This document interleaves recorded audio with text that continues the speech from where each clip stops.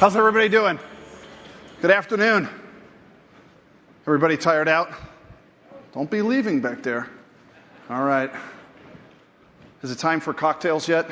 Almost? All right.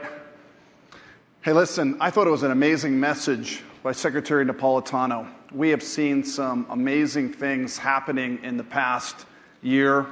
Our threat landscape has been elevating. We have been seeing some of the most horrific, insidious attacks that the world has ever seen.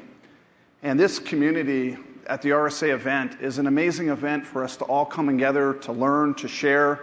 And it's really a great effort, I think, by the Secretary to really reach out public-private. And this is a little bit of what I want to try to do here today as well, is what were some of the learnings? How do we share some of the information on the recent attacks that we've had? And we've had a lot. It's hard not to pick up a newspaper almost every day and see some of the attacks that are happening. McAfee has been fortunate, I guess, in some cases, to be in the middle of some of the biggest ones we've seen, and we learned a lot. A biggest part of my message today is to tell you what we learned. What are we sharing? And particularly what McAfee's strategy is going forward. Because we've been evolving very quickly as a company. We think that we've really created some amazing intelligence in the cloud, technology on the premise that can really help stop some of the major attacks that we've been seeing in the marketplace. So I want to tell you about two particular attacks. And I'm just going to spend a minute and talk to you about ones that you read in the newspaper, ones that you've seen over the last 9 months, one in particular that's happened just in the last 6 weeks you'll all recognize pretty quickly, and tell you a little bit about what we learned through that process, and then tell you a little bit about what we're doing. Behind me you'll see a bunch of numbers. These numbers are very important numbers. I'm not going to tell you what they are just yet, but I will tell you the numbers on here have a lot of meaning. The numbers on here are the key to our strategy going forward. So take a look at them for a minute, and the very last slide I'm going to show you is actually what the key to those numbers actually are. We've seen two big cyber attacks in the past year, probably more actually, but two ones I want to talk to you about. The first one is all about this number. How many of you, I can't see a show of hands too easily here, but how many of you know what this number is? This IP address is a very important number. If you knew about this IP address before the attack that happened last summer, you would have been protected. If you knew about this number, it was probably the most important number you would have known last summer. This number right here was involved in, initially, a very large botnet spam attack. Not significant unto itself, although botnets are very popular. We've seen a lot of them. Secretary Napolitano just mentioned one that we saw yesterday and today in the papers.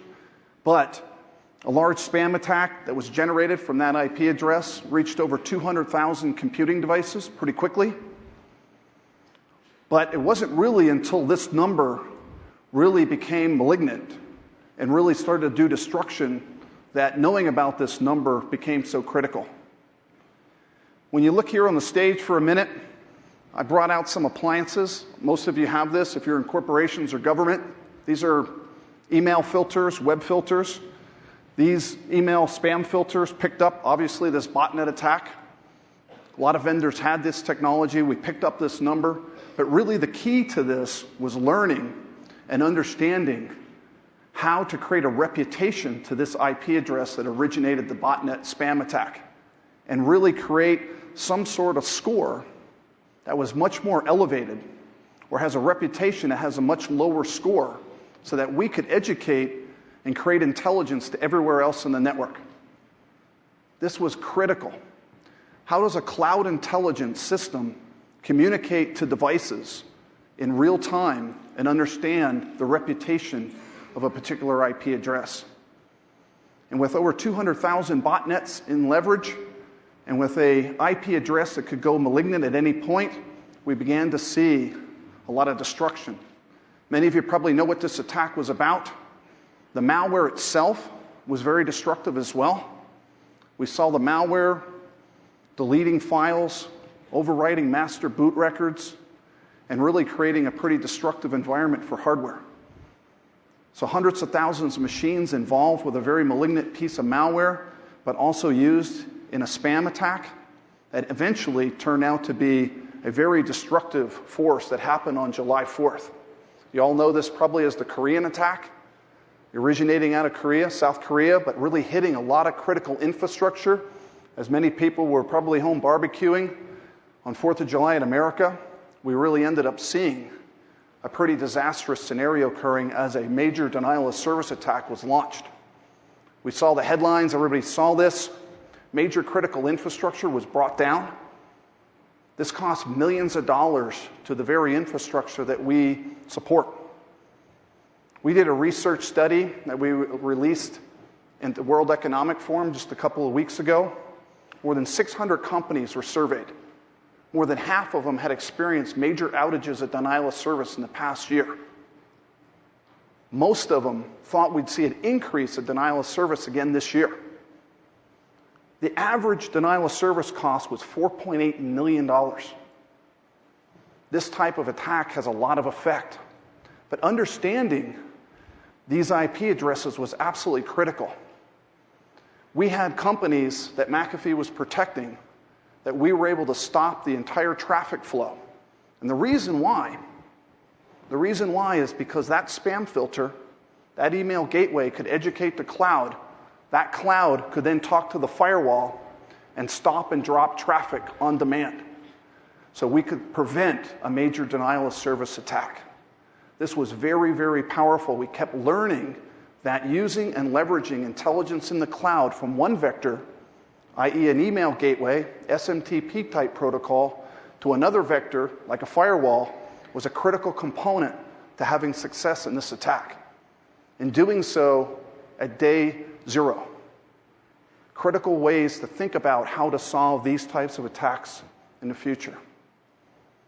Roll forward to the second major attack. Most of you know this attack. This one kept me up at night for weeks on end, as it did many of the McAfee researchers and engineers in the company. A lot of you probably know this attack. This is what we call Operation Aurora. Probably seen this as a China Google attack. Certainly had a lot of origins. We've learned a lot about this particular attack as well. One vector understanding another vector, key. What happened in this particular attack? Well, we learned a lot here as well. You probably all saw this. What was the date? January 13th. Actually, January 12th. Google released its blog. Right? The first time we all saw this publicly. For those who weren't under NDA with Google, you ended up seeing publicly Google's blog. The very next day, what did you see? Major headlines in almost every newspaper around the world. 16, 17 companies affected, confidential information potentially breached, rights activism at the root of it. Pretty interesting attack.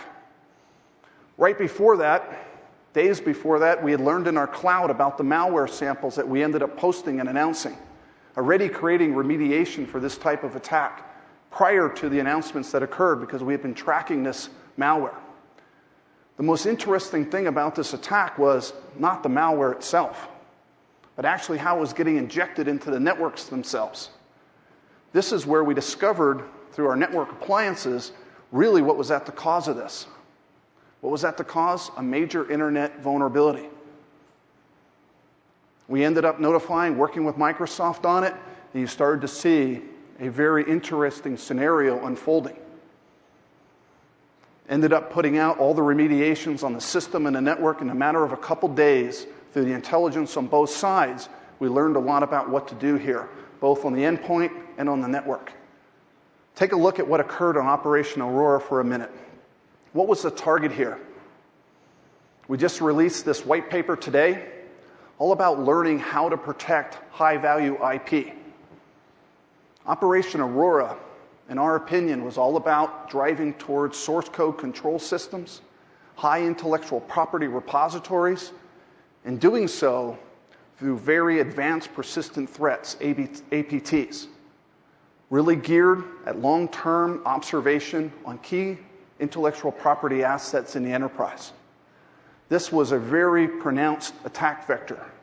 What happened here? The first thing that went on was a lot of intelligence gathering. What were we after? What was the adversary after? Trying to understand who in the organization